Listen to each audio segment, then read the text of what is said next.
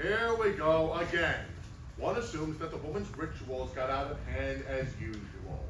One has no way of knowing, not having been there. But one assumes that the spectacle and the drumming of the Eastern mystery stirred them up. One condemns these foreign influences upon her. Most likely, Adonis has been lamented from the balconies, like that day at the assembly. Come to think of it, we could hear them shouting, most distracting. We could even hear that fool, what's his name? Donnie, Dion, DiMucci, come on, tell me. Here, come on. Lysistrata, roaring about sending troops to Sicily. Meanwhile, on a balcony nearby, a woman, his wife, I'll bet, was dancing and shrieking, Adonis! Whoa, Adonis! Meanwhile, what's his name tried to drown her out by yelling, draft every man available!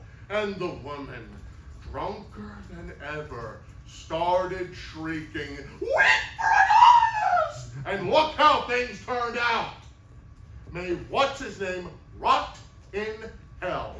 But it's her fault that we sent our troops to their deaths. She distracted us. Women always interfere with men's work. Now, after all we put up with, they soaked us. That explains why it looks as if we pissed our pants. I, Poseidon, god of the seas. That's exactly what I thought.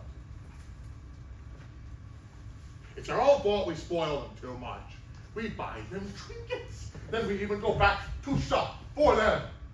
Oh, Mr. Goldsmith, do you recall that necklace I bought my wife while she was dancing? And oh, how well she dances. Her clasp popped wide open. And oh, what a nice clasp she's got.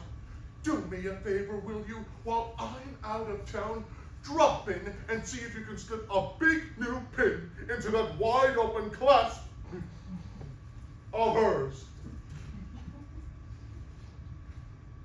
Or we go to the shoemaker.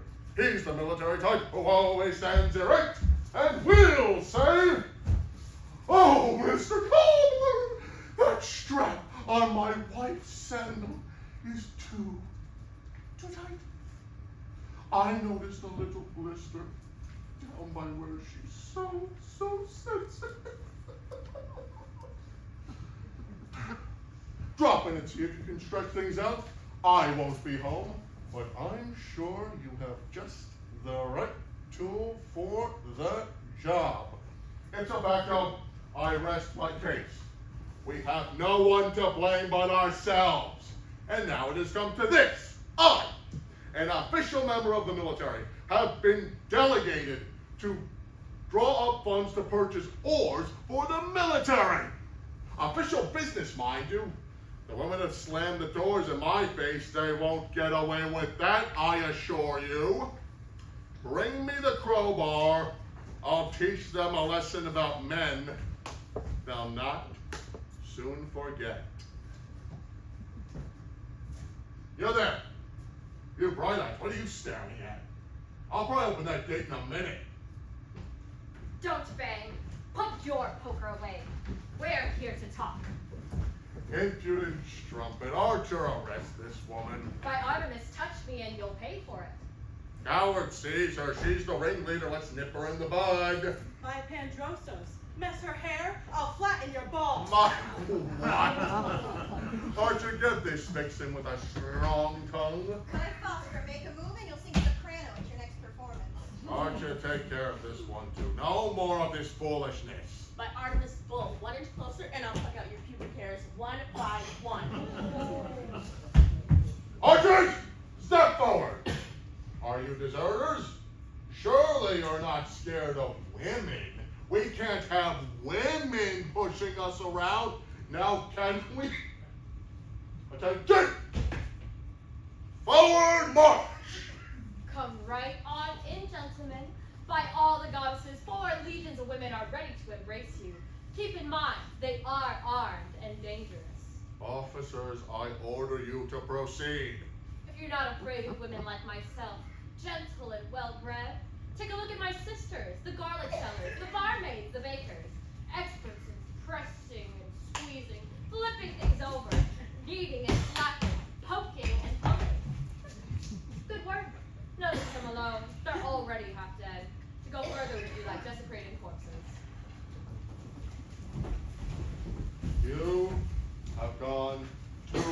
farm. No one is allowed to harass my guards. Save your breath, Commissioner. You can't reason with wild hussies. Don't you see what they've already done? Look at me. I'm still drenched and dripping in their polluted water. We had no choice. You came too close. Try that again and I will scratch your eyes out. Everyone knows I lead a sheltered life. I'm the shy type, sweet and flirtatious in my innocent ways. But as my mother always says, He who steps in a wasp's nest is sure to get stung. Well, did you hear? Let's trick them into telling us why. Why? They have committed such an outrage upon this sacred eagle's nest. This lofty shrine. The Acropolis. The Acropolis. Ah! Interrogate them. Cross-examine them until they spill the beans. Be sure to listen closely. Of course, they'll lie, but you're too clever to let them get away with that. You there. Woman, answer my questions quickly. No dawdling. Why are you keeping us out of our own temple? We've seized the treasury. You can't fight a war without money. So money causes war, huh? Absolutely. Money is the root of all evils, and war is the evilest evil of all. If it weren't for money, who would start revolutions and coup d'etat? If it weren't for money, traders would have nothing to gain. You will not see one red cent, not one, as long as we've frozen your assets. Tell me more. There is more to this, I assume. Only this, we women want to be your secretaries. Secretaries of the treasury, that is. You. Yes, us. What's wrong with that? Indeed, we're all economists here, with years of experience administering budgets. Running a house is not the same as running a country. Why not? Because our budgets go for military expenses. Why? It's high time to stop that. What about national emergencies? Oh, come now, we'll find some solution. You will. Yes, we will.